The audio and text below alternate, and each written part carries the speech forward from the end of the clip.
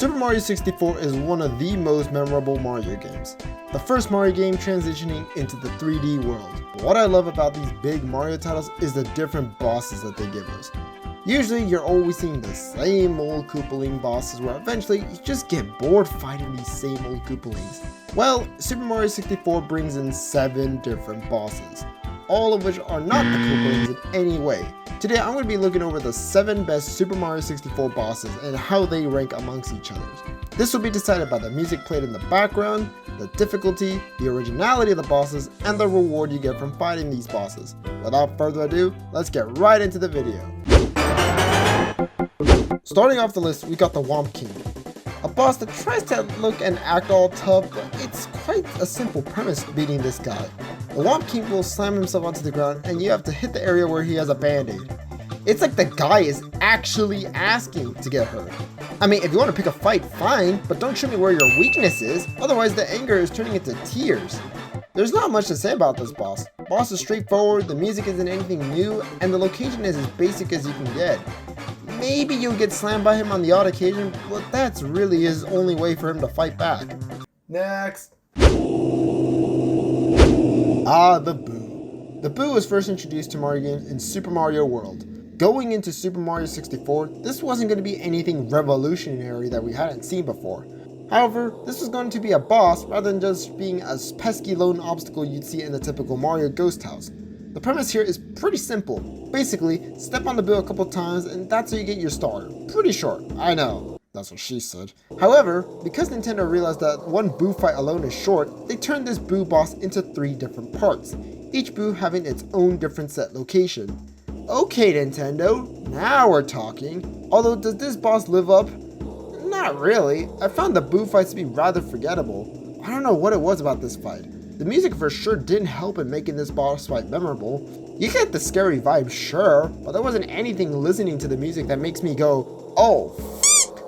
Nice idea in terms of making the Boo a boss fight, but it just wasn't memorable enough to have the boss higher up on the list. A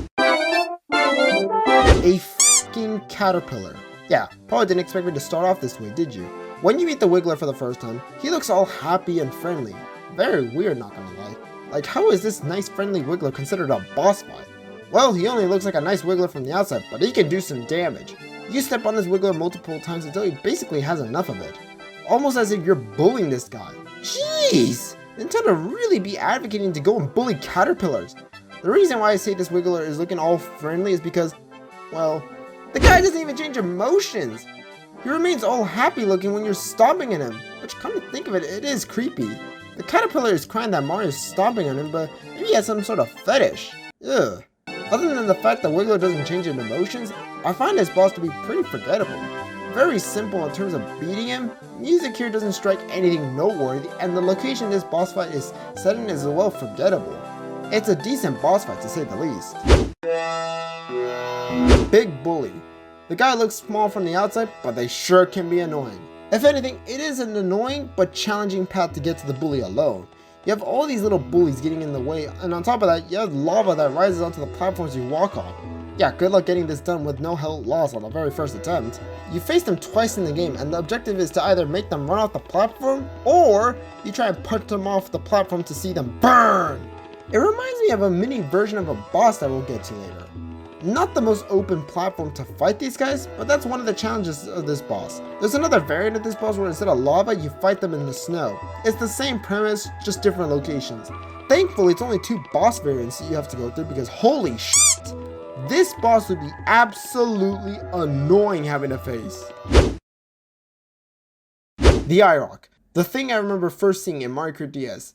I like this unique idea done here. For me, it doesn't feel like a childhood monster that you'd have imagined and then put it to game, but more of a pair of hands turned into a boss battle, if that makes sense. I think personally that's why it stands out to me a lot. I find this boss memorable because of the location design and the design of the character itself. You jump into this cage and you go down a hole as you're about to face up against the IROC itself. A bit intimidating. However, instead of constantly talking about how greatly designed this boss battle is, how does he fight in game? It isn't the most sophisticated boss fight you'll run into, but your aim is to poke the hand's eyes. However, there's of course a twist to this, and that is these hands can move.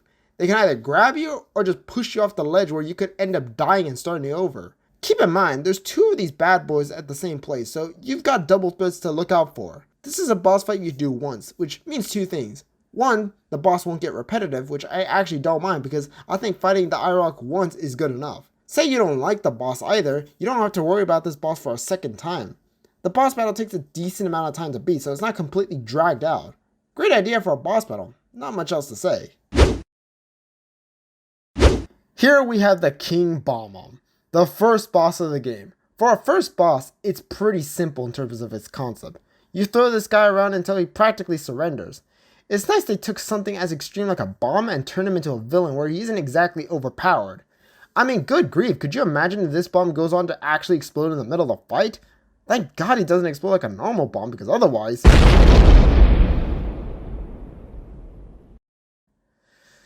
Yeah, this doesn't look good now. King Bombom can as well fight back if you're expecting this first boss to be a breeze. The guy can lift and throw you off the platform, making you have to walk all the way back up.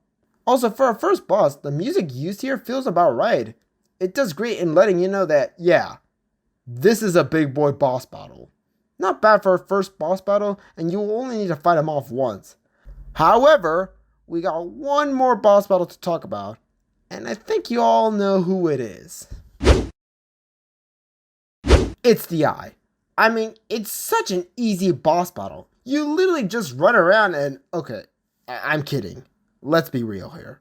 Bowser, the big, bad, final boss. Getting to fight Bowser for the first time in 3D, did this live up to the expectations? Well, I personally think it did. Rather than fighting him inside a castle like you previously did in other games, you are fighting him on a limiting platform where you have to watch your steps and not fall off. This, of course, is the hardest boss battle you will face. Unlike some other boss battles here where you can get away quite easily, Bowser will not make this an easy battle for you. The premise here is pretty simple.